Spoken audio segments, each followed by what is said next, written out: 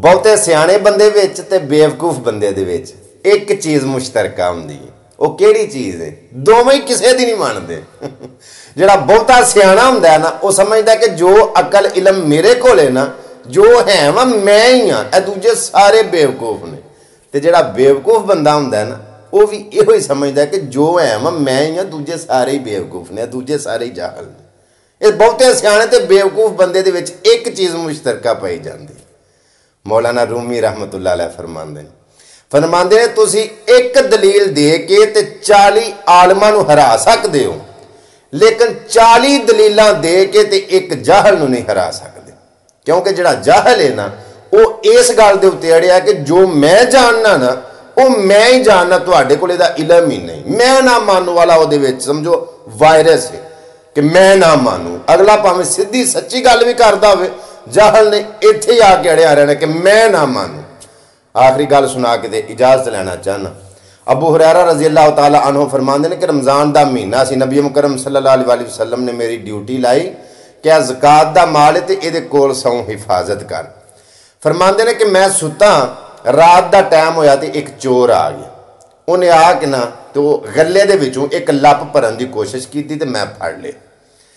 जो मैं फड़िया ना तो रोन लग पिया, कुरलान लग पिया, तरले लैन लग पिया, आखन लगा मैनू माफ़ी दे दे, माजरत, मैं अपनी गलती तस्लीम करना, मेरे छोटे छोटे बच्चे ने माफ़ कर दे, तेरी मेहरबानी मैनू छड़ दे।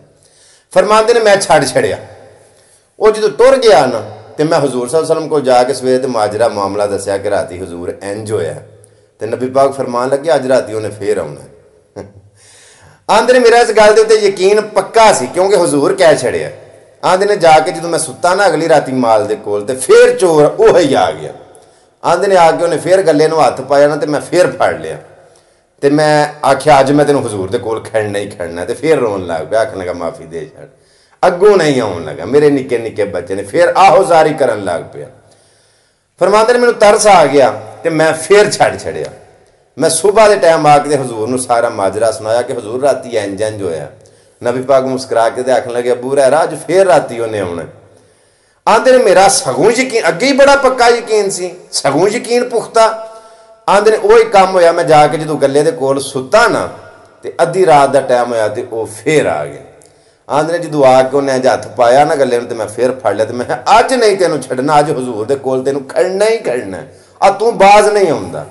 तो आखन लगा जे तू चाहना है ना कि मैं अगू ना आवां, तो एक तेनों मैं आयत दसना, कुछ लफ्ज दसना, ऐ पढ़ लिया करी, तो मैं फिर नहीं आउन लगा। ये गल गारंटी रही। अबू हुरैरा रज़ी अल्लाह तआला अन्हु फरमांदे ने कि मैं दस की दसना चाहना। उन्हें दसिया कि पढ़िया कर अल्लाहु ला इलाहा इल्लहु अल हय्युल क़य्यूम, आयतल कुर्सी। फरमांदे ने उन्हें दसी, तो मैं उन्हें छड्डिया तो वह टुर गया, गैब हो गया। सुबह के टाइम आके हजूर सल्लल्लाहु अलैहि वसल्लम की खिदमत में पेश होकर मैं हजूर राती फिर वो आया। आंदे ने मैं तेनों आख्या नहीं सी उन्हें आउणा।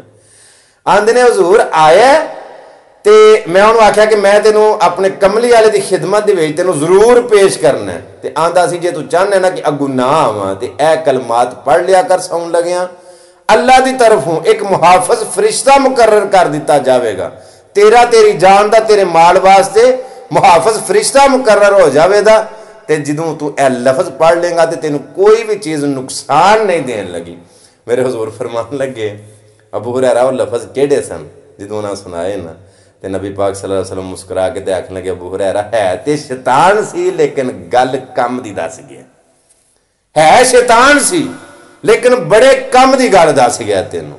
ओ भाई मैं कहना वा कि अगर कोई बंदा बेशक वो बेवकूफ ही है, बेशक जिवें दा भी है, गल चंगी करदा पिया, गल चंगी दसदा पिया, तो उन्होंने एक्सैप्ट करो, कबूल करो। क्यों कि यह नहीं वेखदा कि गल करन वाले दा मूँह किंजदा, वो शक्ल किंजदी है। गल करन वाला कौन है, वेखदा गल करदा की है पिया।